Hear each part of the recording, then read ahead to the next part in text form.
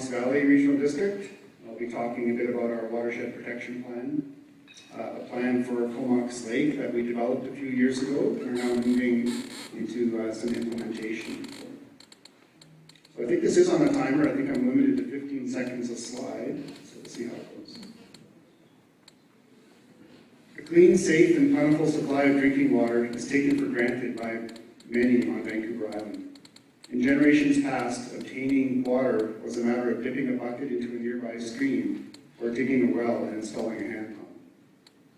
In the past, knowledge of waterborne disease was low and running out of water seemed impossible. But times have changed, cities and towns have grown, land use has increased, hydroelectricity is required, and climate is changing. But the fish, the environment, and the people all need water. It's essential to life, and the Comox Lake watershed provides water for 50,000 people in the Comox Valley. It's our only source. There's no alternative. We have to look after it. We have to take care of it. We have no choice. Supplying drinking water requires two important steps: protect the source and to treat the water. A healthy watershed produces a resilient supply of high-quality water and reduces treatment costs. The watershed is crucial. Like most plans, the CVRD has a vision. Working through the Watershed Advisory Group, the CVRD will ensure that water resources and ecosystem functions are protected in order to provide high-quality water.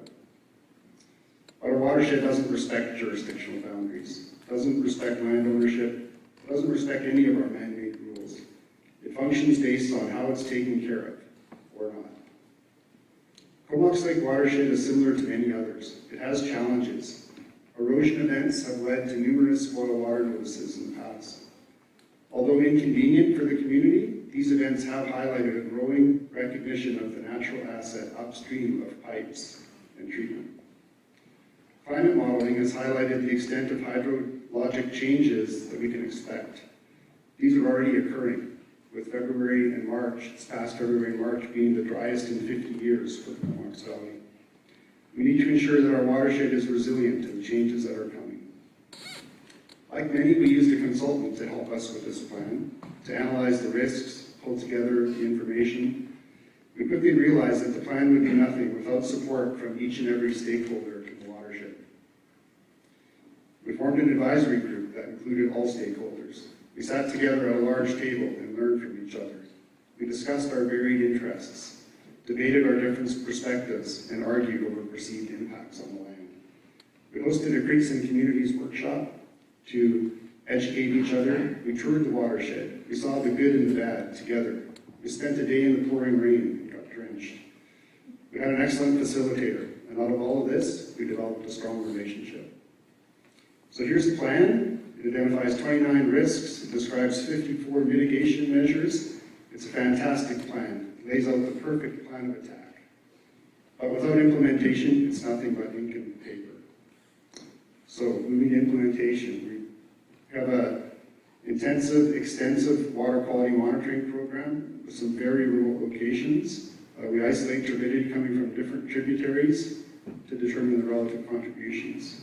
We've created a 3D model of a known erosion area. We simulate sediment circulation and turbidity. We've inventoried and audited trail systems. We're completing a proper functioning condition assessment. We've completed shoreline erosion studies. We're gathering and compiling massive sets of data and working to link location results through an interactive interface, looking to present the results in a useful form. We've proactively partnered with Timber West, now Mosaic, and other landowners to prepare for spills and had an opportunity to implement spill prevention on a small plane flip Lake on landing. In the summer of 2018, we purchased 138 acres of land and 6,800 feet of waterfront for watershed protection purposes and conservation. We've created an outreach and education team with the goal of raising awareness and action towards protecting source water quality and using drinking water wisely. Last month, we teamed up with all local governments in the Comox Valley and with Comox First Nation to launch a municipal natural asset initiative Comox Lake watershed. We're viewing the watershed as a critical asset. We're evaluating its role in providing forest services and working to develop resilient long-term infrastructure at a substantial savings. The Watershed Protection Plan is all about people and relationships.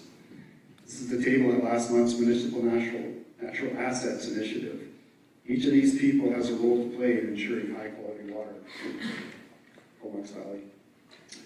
In the Comox Valley, we've come a long way, and yet we have so far to go. Protecting and restoring this resource will not end. We will continue to collect data, make good decisions, educate, collaborate, and understand the true value of the most important natural asset, the watershed.